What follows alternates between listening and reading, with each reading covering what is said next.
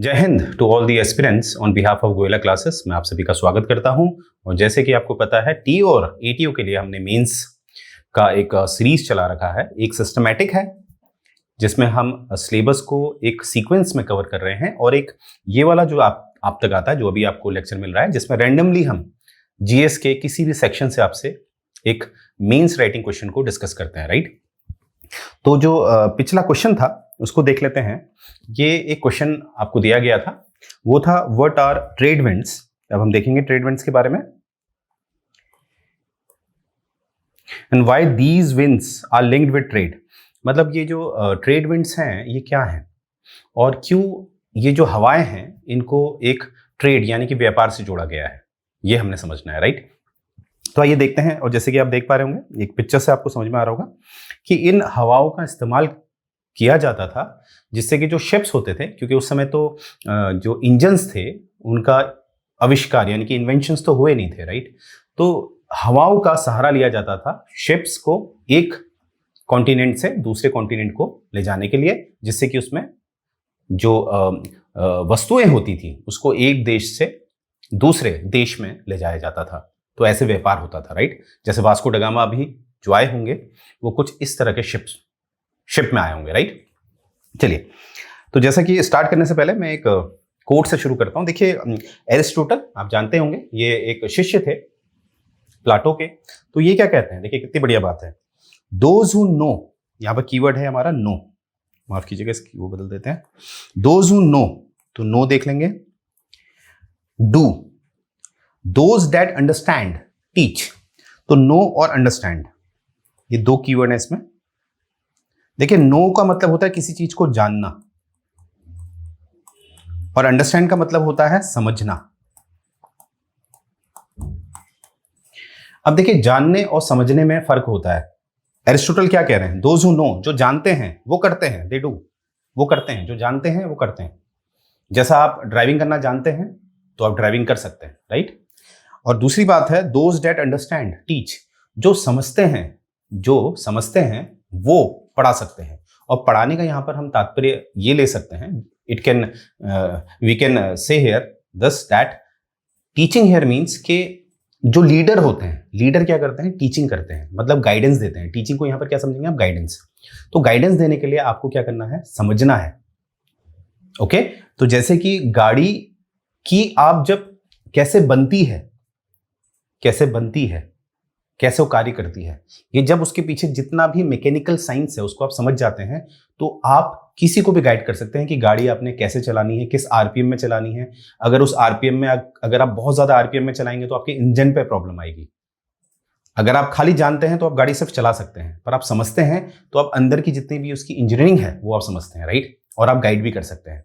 तो कहने का क्या मतलब है, यहां से हम क्या सीखे, जो जानना होता है और जो समझना होता है, समझने को ज्यादा माना गया है। समझना यानी कि अंडरस्टैंडिंग नीड्स मोर एक्सपीरियंस। और यहां पर मैं क्या कहना चाहता हूं, जो वनडे की तैयारी करते हैं उनका नोइंग बहुत स्ट्रांग होना चाहिए। नोइंग मतलब उनको सारे फैक्ट्स से उनको पता होना चाहिए क्या फैक्ट्स हैं। जैसे भारत आजाद हुआ है 15 अगस्त 1947, पर जो मीन्स राइटिंग जिसे करनी है उनको समझना पड़ता है। जैसे कि भारत अगर आजाद हुआ था 15 अगस्त 1947 को, तो 1947 को ही क्यों हुआ था, 1948 को भी तो हो सकता था। तो ये आंसर का जो उत्तर है वो वही दे सकता है जो समझता है। तो मीन्स राइटिंग के लिए आपको क्या करना है, समझने में ज्यादा फोकस करना है, राइट। तो आइए बढ़ते हैं। तो देखिए, ये स्ट्रक्चर ऑलरेडी मैं बता चुका हूं हर वीडियो पे, तो अभी मैं ज्यादा इसमें समय नहीं लूंगा। ये एक स्ट्रक्चर है, आप जो भी हमें फॉलो कर रहे हैं अब वो इससे काफी वाकिफ हो गए होंगे, ठीक है। तो क्वेश्चन के हिसाब से हम देखेंगे। देखिए, क्वेश्चन में हमने ये देखना है, जैसे बात की गई है हवाओं की और बात की गई है ट्रेड विंड्स की, ठीक है। तो हमारा जो इसमें क्राइटेरिया हो गया, नंबर 1 हम ये समझेंगे कि जो ट्रेड विंड क्या है। जो ट्रेड विंड है उसकी एक परिभाषा देखेंगे, उसकी डेफिनेशन देखेंगे। और दूसरा जो पॉइंट हम समझेंगे कि विंड जो होती है, जो हवाएं जो होती है, उसके सिद्धांत होते हैं, कुछ प्रिंसिपल्स होते हैं जिसमें वो बहती है, राइट। अब यहां पर याद रखेंगे, जैसे ये आप देख पा रहे होंगे, ये जो क्वेश्चन पढ़ाया जा रहा है ये ज्योग्राफी से पढ़ाया जा रहा है आपको, राइट। और ज्योग्राफी ऐसी होती है जिसमें एजम्पशन ज्यादा होते हैं, यानी कि अंदाजा लगाया जाता है, यानी कि विज्ञान का प्रयोग किया जाता है। और जब कोई चीज प्रूफ हो जाती है तो उसको हम ज्योग्राफी में उसको डिफाइन कर देते हैं, पर ये प्रूविंग कभी कभी गलत हो जाती है, क्योंकि किसी हिस्से में वो काम करता है, किसी हिस्से में वो काम नहीं करता है। इसलिए मैंने कहा ज्योग्राफी में ज्यादा हम एजम्पशन बेस्ड काम करते हैं, यानी कि अनुमान लगाते हैं, क्योंकि पृथ्वी को समझना इतना आसान नहीं है, राइट। फिर भी काफी बेहतर हम समझ चुके हैं। आइए देखते हैं। तो एक बार पहले परिभाषा देख लेते हैं ट्रेड विंड की। क्या है? Trade wind are steady. Steady मतलब लगातार, ऐसा नहीं है कि ये बही, यानी कि मान लीजिए गर्मियों के समय पे ये बहती है फिर बरसात में ये नहीं बहती है, नहीं, स्टेडी है, लगातार। प्रिवेलिंग यानी आज भी अस्तित्व में है, तो लगातार भी है और अस्तित्व में है ये हवाएं, राइट। और ये जो बहती हैं ये बहती है फ्रॉम ईस्ट टुवर्ड्स इक्वेटर। जो भूमध्य रेखा है, जो इक्वेटर है, उसमें ये पूर्व से बहती हैं। जैसे इसको देख लेते हैं, ये आपको स्लाइड में दिख रहा होगा, ये भूमध्य रेखा है बीच वाली, और आप देख रहे होंगे यहां पर ईस्ट होता है, पूर्व, यहां पर लिख देते हैं ये ईस्ट और ये वेस्ट। तो आपको क्या दिख रहा है? जो हवाएं हैं वो आ रही हैं ईस्ट से आ रही हैं कहां? वेस्ट को। और भूमध्य रेखा पे ये 0 डिग्री है, इक्वेटर पे, चाहे वो उत्तरी गोलार्ध से आए, नदर्न हेमिस्फीयर से आए, चाहे वो सदर्न हेमिस्फीयर से आए, वो जाएगी कहां को? पश्चिम को, क्योंकि उद्गम कहां से हो रहा है? ईस्ट से। तो यही ये बात कह रहा है कि ये बात याद रखेंगे कि 0 डिग्री पे कहां से आती है? ईस्ट से। अब देखो, they are called trade winds because they are used by early sailors to trade route. अब देखिए, अगर आप जो मैप देखते हैं, अगर मैं इसको यहां इस पॉलिटिकल मैप को देखते हैं, तो देखिए ये जो भूमध्य रेखा है, ये आप देख पा रहे होंगे, तो ये हवाएं कुछ ऐसे बह रही हैं, राइट, और नीचे से भी ये ऐसे ही बह रही हैं, राइट। इसका कलर चेंज कर लेते हैं ये। तो हम इस आधार पे क्या कह सकते हैं कि जो फोर्स है वो कहां को जनरेट हो रहा है? पूरब से पश्चिम को, इस एरिया पे, राइट। तो देखिए, ध्यान से देखिएगा आप, तो हमें यहां से क्या पता चल रहा है? ये यहां पर भी इक्वेटर के पास वाला एरिया। तो यहां से हमें क्या पता चल रहा है? देखिए कि जो जहाज हैं, अगर किसी को अफ्रीका से अमेरिका की तरफ जाना है तो वो इन हवाओं का इस्तेमाल करते थे, और अमेरिका से अगर उनको एशिया की तरफ आना है तो वो इन हवाओं का इस्तेमाल करते थे, क्योंकि इनकी दिशा निश्चित है, राइट।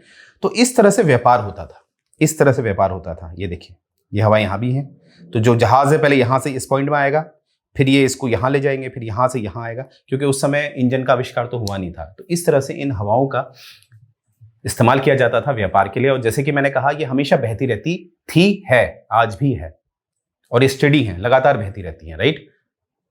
तो ये बात आपको समझ, ये इसको हमें परिभाषित किया है। अब हम देखेंगे हवा के सिद्धांत। जो हमारा नेक्स्ट पॉइंट है वो है हवा का सिद्धांत। देखिए, हवा के अलग अलग राइटर्स अलग अलग सिद्धांत लिखते हैं, परंतु 2 प्रमुख सिद्धांत आपने याद रखने हैं। 2 प्रमुख सिद्धांत होते हैं, वो आपने याद रखने हैं। पहला सिद्धांत है, जो हवा मूव करती है वो हमेशा हाई प्रेशर से लो प्रेशर को मूव करती है, हाई प्रेशर से लो प्रेशर। और इसको एक बात याद रखेंगे, जो टेम्परेचर होता है वो इनवर्सली प्रोपोर्शनल होता है प्रेशर के।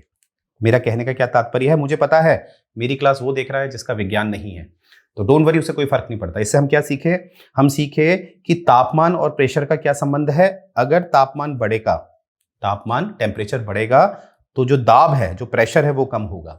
और इसी का उल्टा, अगर तापमान कम होगा तो आपका प्रेशर बढ़ेगा। होता है ना, गर्म चीज जो होती है वो फैलती है। जैसे आप चाय बनाते हैं घर पे, तो जब उसमें उबाल आता है, यानी कि तापमान बढ़ चुका है, तो वो उसका आकार बढ़ता है, वो हल्का हो जाता है, तो वो फैलता है। तो यही सिद्धांत है हवा का। तो हवा के लिए क्या कहा जाता है? यहां से देखेंगे कि हवा जो है वो मूव करती है high pressure to low pressure, या इसी को मैं कह सकता हूं, जो हवा मूव करती है वो करती है, क्या करती है? हाई प्रेशर मतलब low temperature to low pressure में हाई टेम्परेचर। अगर मैं ये रेड वाली बात बोलूं तो मैं कहूंगा हाई प्रेशर से लो प्रेशर, उच्च दाब से निम्न दाब। और या मैं नीचे अगर तापमान को लूंगा तो मैं कहूंगा लो टेम्परेचर से हाई टेम्परेचर। बात एक ही है। तो ये सिद्धांत आप याद रखिएगा। अब इसको थोड़ा समझ लेते हैं। मैंने कहा समझना जरूरी है, जानना जरूरी नहीं है। देखिए, होता क्या है, इमेजिन करिए ये एक वातावरण है, इसको ऐसे समझते हैं, ये एक पृथ्वी है, ठीक है। अब मानते हैं इसका एक, मेरी ड्राइंग अच्छी नहीं है, आई एम रियली सॉरी, पर अंडरस्टैंडिंग अच्छी है, ठीक है। तो देखिए, ये कोई इंसान है। अब देखिए, ये सांस तभी तो ले पा रहा है क्योंकि ऑक्सीजन है ना, ऑक्सीजन प्रेजेंट है। अब क्या होता है, मान लेते हैं यहां पर ये देखिए सन है, ये सन की जो रेज है वो यहां पड़ रही है, जो रेडिएशन आ रहा है, तो इससे क्या होगा? तापमान बढ़ेगा तो ये जो हवाएं हैं ये जो मॉइस्चर आपको दिख रहा है, माफ कीजिएगा, जो हवाएं हैं, ये हवाएं क्या करती हैं, फैल जाती हैं, ऊपर को जाने लगती हैं, ये फैल जाएगी, ये हवा इस तापमान से फैल जाएगी। तो यहां पर क्या होगा, जो दाब था वो अब कम होने लगेगा। तो अगर कम होने लग रहा है, यहां पर ये जो हवाएं हैं ऊपर को जा रही हैं, कम होने लगेगा, फैलेंगी, तो यहां तो फिर वैक्यूम बन जाएगा, मतलब हवा ही नहीं होगी, हवा नहीं होगी तो ऑक्सीजन भी तो नहीं होगी। तो कुदरत ने देखिए कैसे नियम सेट किए हैं। तो क्या होता है, हवा क्या करती है, मान लेते हैं यहां पर क्या बन गया है, तापमान की वजह से हाई प्रेशर बन गया है, माफ कीजिएगा लो प्रेशर क्रिएट हो गया है, माफ कीजिएगा लो प्रेशर, क्योंकि तापमान बढ़ गया है, टेम्परेचर क्या है, टेम्परेचर है हाई, तो प्रेशर क्या बन गया, लो। और हवा का सिद्धांत है कि वो उस क्षेत्र से जहां पर हाई प्रेशर है, उस क्षेत्र से हवा कहां जाएगी, लो प्रेशर की तरफ। तो इसीलिए यहां पर वैक्यूम मतलब कि खाली हो जाना, एकदम वैक्यूम हो जाना, बिल्कुल खाली, वो नहीं होगा। तो यहां पर अपने आप हवा क्या आएगी, क्यों, क्योंकि हाई प्रेशर से लो प्रेशर को हवा आती है। तो इसीलिए कितनी भी गर्मी हो जाए आपकी ऑक्सीजन खत्म नहीं होगी, राइट। तो ये कुदरत ने तय किया है। तो पहला सिद्धांत हम क्या सीख गए कि जो हवा है, जो पहला सिद्धांत हम क्या सीखे, एक सेकेंड, जो हवा है वो हाई प्रेशर से लो प्रेशर को ट्रैवल करती है, पहला सिद्धांत। अब दूसरा सिद्धांत जो हमें सीखना है वो ये है, देखिए एक सेकेंड, यहां पर देखिए, जो दूसरा सिद्धांत है वो हम देखेंगे, जो हमारी पृथ्वी होती है। अच्छा ये देखिए, ये पृथ्वी है मेरी, ये 0 डिग्री है, ठीक है। ये हो गया हमारा उत्तरी गोलार्ध जिसे नदर्न हेमिस्फीयर कहते हैं, ये हो गया दक्षिणी गोलार्ध जिसे हम सदर्न हेमिस्फीयर कहते हैं, ठीक है। अब आपको पता है जो पृथ्वी है, जब आप पृथ्वी को देखते हैं तो पृथ्वी का जो वो एक रोटेशन करती है अपने ही अक्ष पे, जो घूमती है, उसको हम कैसे मानते हैं, वो घूमती है पश्चिम से पूरब। ये आपका हो गया पश्चिम, ये हो गया पूरब। तो पृथ्वी का जो रोटेशन होता है वो घूमता है पश्चिम से पूरब। इसीलिए तो जो सूर्य अपनी जगह पे स्थिर है, तभी तो हमें ऐसा प्रतीत होता है कि सूर्य पूरब से निकल रहा है। क्यों, क्योंकि जो पृथ्वी है वो पश्चिम से पूरब को रोटेट करती है। अब ध्यान से देखेंगे, अगर मैं जो ऊपर वाला है उत्तरी गोलार्ध है उसको 1 लिख रहा हूं और दक्षिणी गोलार्ध है उसको 2 लिख रहा हूं, तो देखिए अगर मैं इसको बीच में से काट दूं, तो क्या समझ में आता है, जो 1 वाला हिस्सा है उसको अगर मैं ऊपर से देखूं, देखो देखना मैंने यहां से है, और जब मैं दक्षिण को भी देखूंगा तो यहां से देखूंगा, ठीक है। आप इसका एग्जाम्पल भी ले सकते हैं, आपके घर में जो 2 बाउल हैं, जो कटोरियां हैं, उनको आपस में मिलाइएगा एक ही आकार की, और उसको घुमाइएगा पश्चिम से पूरब की तरफ, और वैसे ही घुमा के आपने रखना है। फिर एक पहले उत्तरी वाले को देखना है, यहां से देखना है, तो आपको क्या दिखेगा कि जो उत्तरी हिस्सा है, जो नदर्न हेमिस्फीयर है, वो घूमता है एंटी क्लॉकवाइज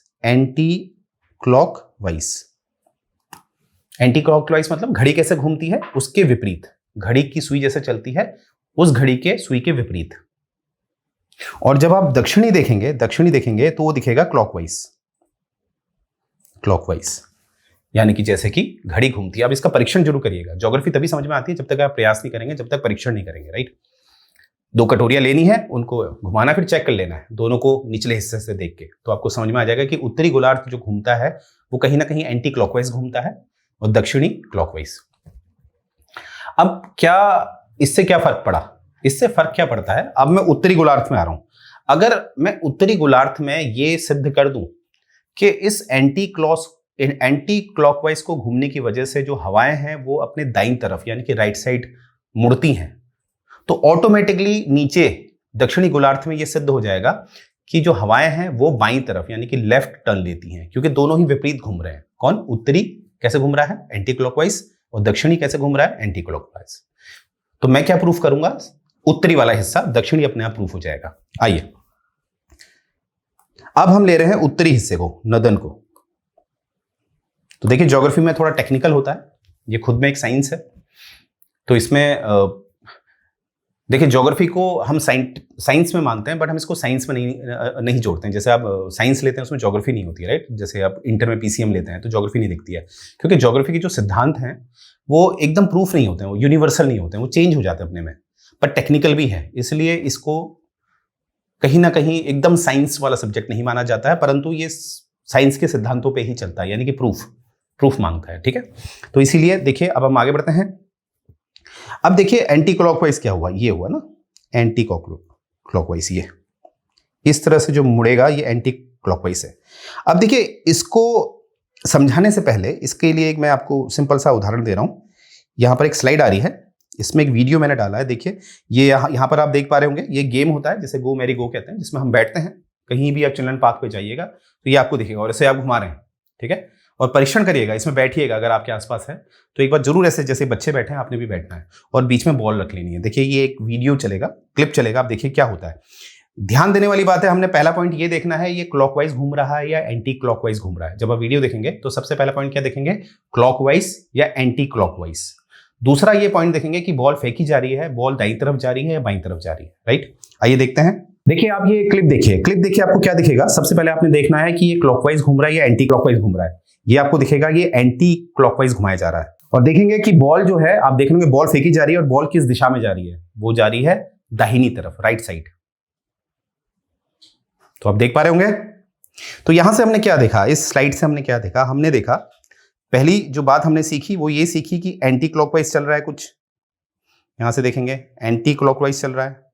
और एंटी क्लॉकवाइज जब चल रहा है तो जो भी वस्तु इस पॉइंट से अंदर फेंकी जा रही है तो वो कहां को, उसने जाना तो सीधा चाहिए था, परंतु वो कहां घूम जा रही है, राइट। कहां घूम जा रही है, राइट। वो इसलिए होता है क्योंकि पहला तो है ये कारण जो एंटी क्लॉकवाइज घुमा जा रहा है, और जो दूसरा कारण है वो है कोरियोलिस इफेक्ट। इसी को कोरियोलिस इफेक्ट कहते हैं, राइट। इसी को कोरियोलिस इफेक्ट कहते हैं। Got it. मैंने आपको बिल्कुल उदाहरण से बता दिया है, एक एग्जांपल देके। और यहां पर देखिए जो कोरियोलिस होता है ये ऐसे काम करता है, जैसे आप कोई भी जो वस्तु फेंकी गई है, एक सेकंड यहां देख लेते हैं, या चलिए यहीं देखते हैं। वस्तु जो है एक एक्स पॉइंट से ऊपर को फेंकी गई, तो इसमें जो है जब हम बाहर किसी चीज को फेंकते हैं तो वहां पर जो फोर्स काम करती है उसे कहते हैं सेंट्रीफ्यूगल। आपको दिख रहा होगा, ओके, सेंट्रीफ्यूगल, ठीक है। और क्या होता है कि घुमाव की वजह से जो फोर्स जनरेट होती है वो यहां पर आ रही होती है, तो बीच का रास्ता अपनाता है वस्तु क्या अपनाती है, बीच का रास्ता, ये माना जाता है। इसीलिए उत्तरी गोलार्ध में क्या होता है, कोई भी वस्तु जो आप भेजते हैं एंटी क्लॉकवाइज की वजह से दाहिनी तरफ जाती है, ठीक है। तो ये एग्जाम्पल आपने अपने समक्ष देखा, राइट। तो यहां से ये सिद्ध हो गया कि क्यों होता है, तो कोरियोलिस इफेक्ट की वजह से होता है। ये बात याद रखेंगे, कोरियोलिस फोर्स। तो अभी तक हम क्या सीखे, दो सिद्धांत सीख गए हैं। पहला सिद्धांत, हवा जो जाती है वो हाई प्रेशर से लो प्रेशर जाती है, अगर ऐसा नहीं होता तो वैक्यूम बन जाता, मतलब हवा ही नहीं होती, आदमी मर जाता, ऑक्सीजन ही नहीं होती। दूसरा सिद्धांत क्या है, दूसरा सिद्धांत है कि जो नदर्न हेमिस्फीयर है, जो उत्तरी गोलार्ध है, वहां पर एंटी क्लॉकवाइज मूवमेंट होता है, एंटी क्लॉकवाइज यानी कि घड़ी के विपरीत। और वहां पर जो हवाएं जाती हैं वो दाईं तरफ जाती हैं, राइट साइड। और वही दक्षिणी है, तो दक्षिणी का मैंने बताया वो क्लॉकवाइज है, तो विपरीत है तो विपरीत हो जाएगा। अगर उत्तर में दाहिनी तरफ है तो दक्षिण में क्या हो जाएगा, बाईं तरफ, लेफ्ट साइड। तो हेंस प्रूव्ड। तो ये दो सिद्धांत अपने याद रखने, ये हर हवाओं में काम करते हैं। कहीं पर कुछ अपवाद आता है वो भी मैं आपके साथ डिस्कस करूंगा। अब देखिए ट्रेड विंड का ये आप डायग्राम देखिए। तो देखिए यहां पर हम क्या सीखें, यहां पर देखिए, अगर मैं इसको अक्षांश वाइज समझूं, ये जो अक्षांश है ये 0 डिग्री है, ये जो अक्षांश है इसको हम 30 डिग्री का मानते हैं, और ये जो अक्षांश है इसको हम लगभग 60 डिग्री का मानते हैं। आसपास ऊपर नीचे हो सकता है, क्योंकि पृथ्वी को समझना मतलब सटीकता तो हो ही नहीं सकती, थोड़ा अंदाजा होता है, ठीक है। और इसको भी हम क्या मानेंगे, 30 डिग्री, और इसको भी क्या मानेंगे हम, 60 डिग्री, राइट। अब आपको पता है कि तापमान और अक्षांश का क्या कोई संबंध होता है, बिल्कुल होता है। ध्यान से देखेंगे, यहां पर लिखते हैं। देखिए जो टेम्परेचर है, जो तापमान है, और अक्षांश यानी कि लैटिट्यूड अक्षांश, इसका क्या संबंध है, इसका यह संबंध है कि लैटिट्यूड जितना कम होगा डिग्री में, जितना कम होगा उतना जो टेम्परेचर है वो ज्यादा होगा। उदाहरण, अगर मैं बात करूं 0 डिग्री तो यहां का तापमान ज्यादा होगा। वही मैं बात करूं 80 डिग्री तो तापमान कम होगा। तो क्या सीखे हम, जितना अक्षांश कम होता है, डिग्री वाइज जितना कम होता है उतना ज्यादा तापमान होता है।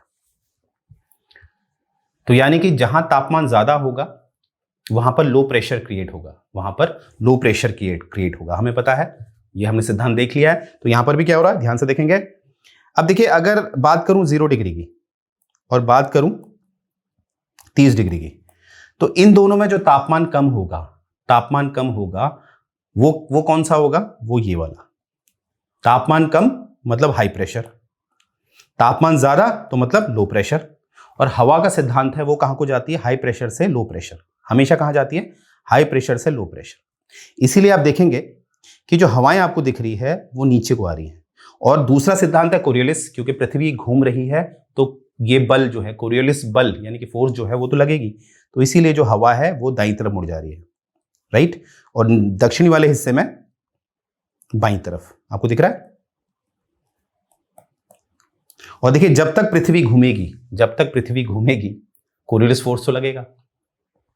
और जब तक तापमान में भिन्नताएं होंगी तब तक हाई प्रेशर लो प्रेशर बनेगा। और तापमान में तो भिन्नताएं होंगी क्योंकि सूर्य के चारों तरफ पृथ्वी चक्कर काटती है, राइट।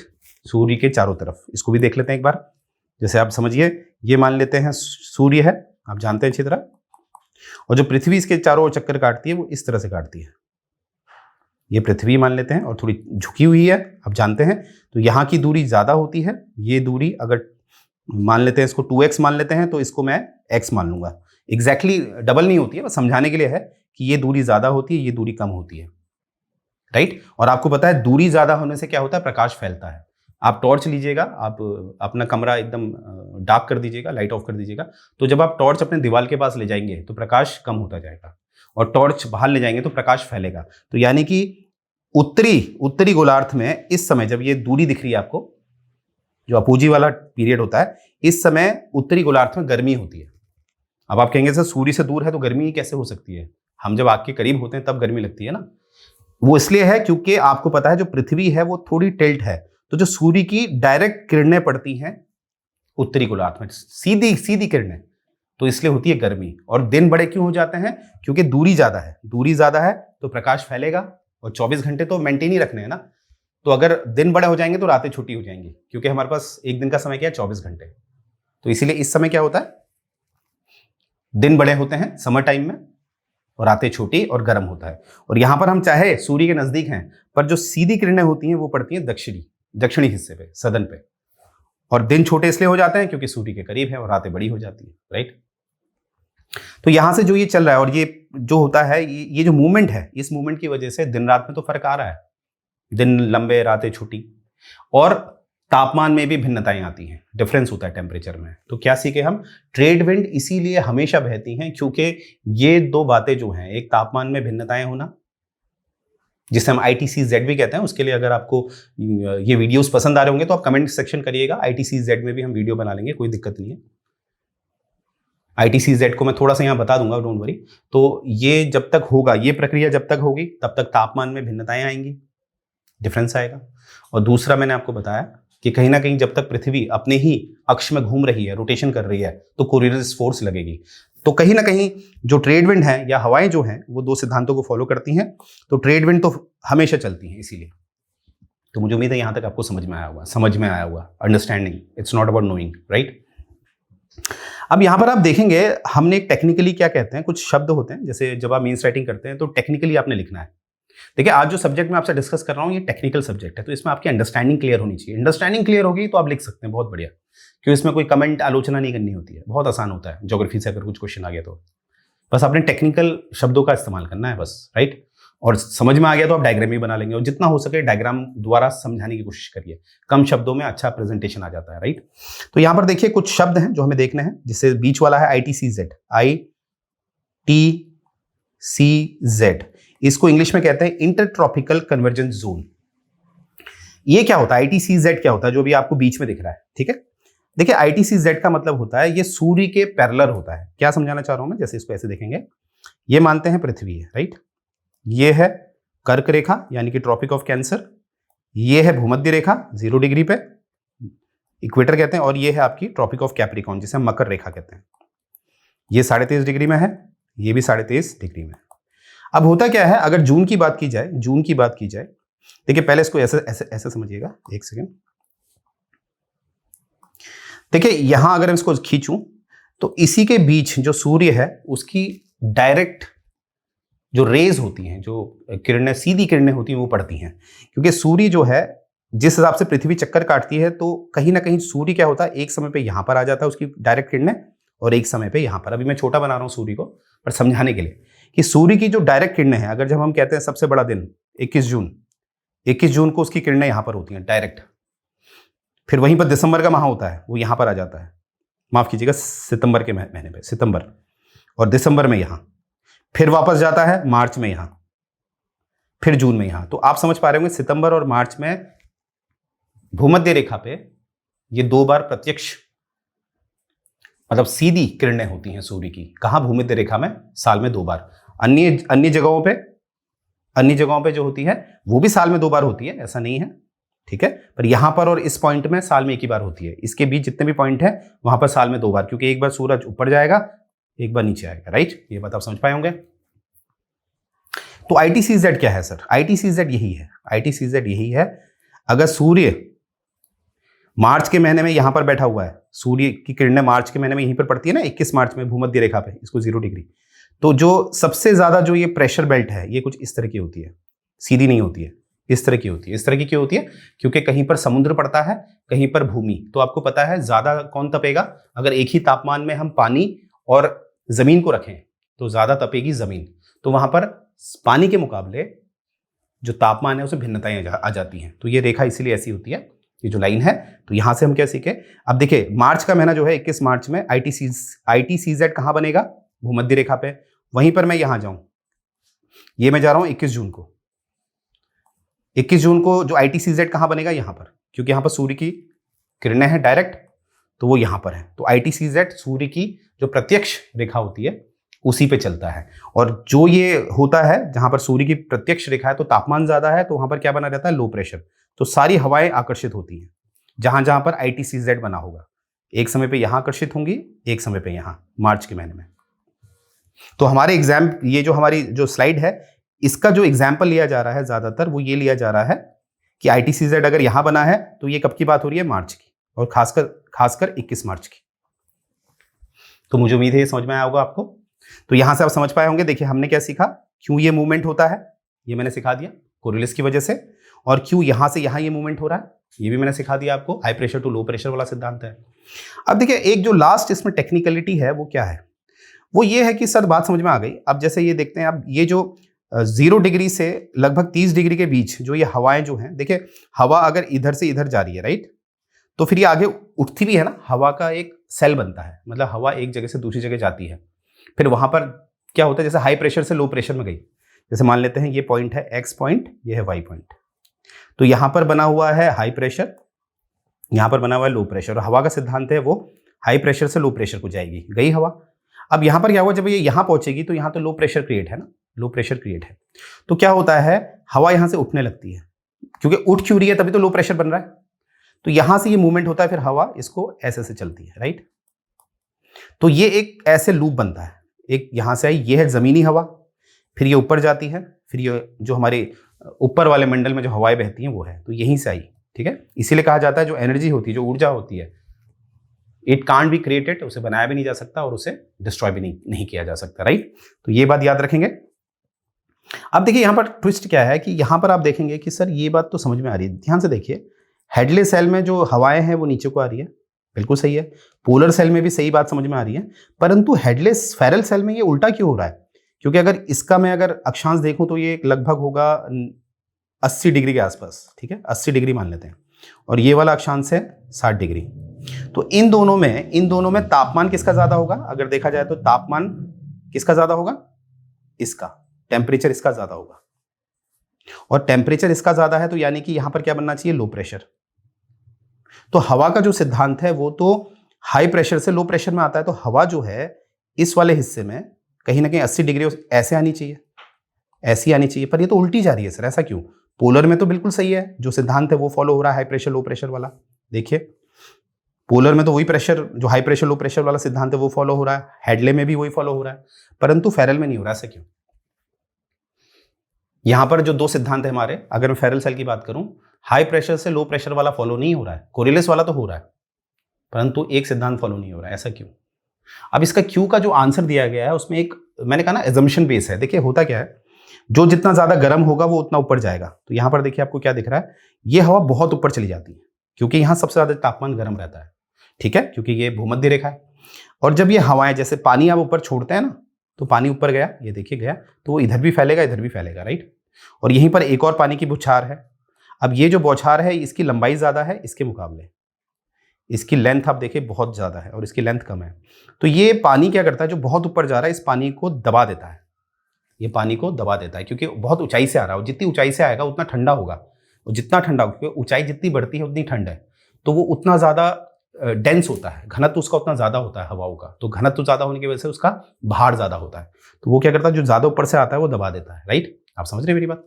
तो यहां पर क्या हुआ देखिए, अब इसको देखिए, ये हवा यहां तक गई, फिर ये नीचे आ रही है, ठीक है, फिर ये नीचे आ रही है, और ये पोलर सेल की देखिए ये हवा सिर्फ इतनी उठी है। अब इसी चीज को मैं यहां समझाता हूं, देखिए एक स्लाइड में, यहां पर मैंने पोलर लिखा है और यहां पर मैंने क्या लिखा है, आपका इक्वेटर, इक्वेटर यानी कि भूमध्य रेखा। अब पोलर का सिर्फ इतना ऊपर जाएगा और जो इक्वेटर है वो इतना ऊपर जाएगा। अब ये कुछ हवा इधर को फैलेगी, कुछ फैलती है, ये भी इधर को आएगी, ठीक है। तो ये क्या करती है, जब इधर को आई तो ये इसको दबा देती है, ये दबा देती है, तो ये साइकिल उल्टा फॉलो होना हो जाता है। फेरल बीच वाला क्या होता है, इक्वेटर यानी कि हेडले सेल और पोलर सेल की वजह से ये जो मैकेनिकल जो प्रोसेस चल रही है, इस वजह से क्या होता है कि जो बीच वाला फेरल सेल है वो उल्टा घूमने लग जाता है, ये माना जाता है, राइट। यहां पर आप देखिए अच्छी तरह, ये आपको दिख रहा होगा, ये आपको साइकिल उल्टा दिख रहा होगा, ये वाला।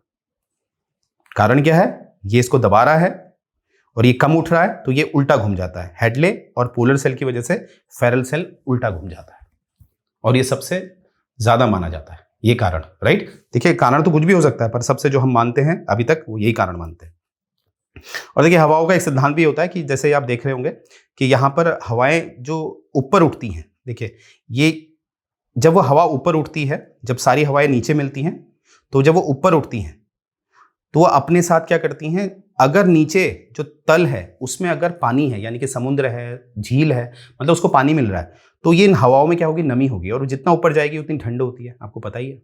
तो फिर क्या बादल बनते हैं, कंडेंसेशन होता है और बारिश होती है। तो हम क्या सीखें कि कहीं ना कहीं ग्राउंड स्तर पे कन्वर्जेंस जहां होता है, कन्वर्जेंस ग्राउंड स्तर पे, जमीनी स्तर पे जब कन्वर्जेंट होता है और जब ऊपर जाता है तो डाइवर्जेंट होता है, तो वहां बारिश होती है, क्योंकि हवाएं अपने साथ क्या ले जा रही है, नमी। बशर्ते है नीचे या तो समुद्र होना चाहिए या लेक्स, मतलब कुछ ना कुछ नमी उठाने के लिए होना चाहिए। अब यहीं पर अगर यही बात डेजर्ट में होती, मरुस्थल में होता, तो यहां पर बारिश नहीं होती, बादल नहीं बनते, क्योंकि नीचे जो वो हवाएं हैं वो तो कुछ है ही नहीं, उनमें नमी है ही नहीं। और ये भी याद रखेंगे, जहां पर नीचे डाइवर्जेंट होता है, ऊपर कन्वर्जेंट होता है, तो वहां कभी भी बारिश नहीं होती, यानी कि ऊपर से हवाएं नीचे आ रही हैं, यानी कि कन्वर्जेंट यहां पर हो रहा है। कन्वर्जेंट बारिश होने के लिए कहां पर होना चाहिए, ये बात याद रखेंगे, ग्राउंड स्तर पे। कन्वर्जेंट कहां होना चाहिए, नीचे। कन्वर्जेंट अगर ऊपर हो रहा है, कन्वर्जेंट मतलब हवाओं का मिलना, डाइवर्जेंट मतलब हवाओं का जुदा होना। तो कन्वर्जेंट अगर ग्राउंड स्तर पे होगा तभी बारिश होगी। और एक और शर्त है, नीचे की आपके समुद्र होना चाहिए, यही विपरीत स्थिति होगी तो वहां पर बारिश नहीं होगी। अब मैंने क्यों बताया आपको, देखिए ध्यान से देखिए, यहां पर आप देख रहे होंगे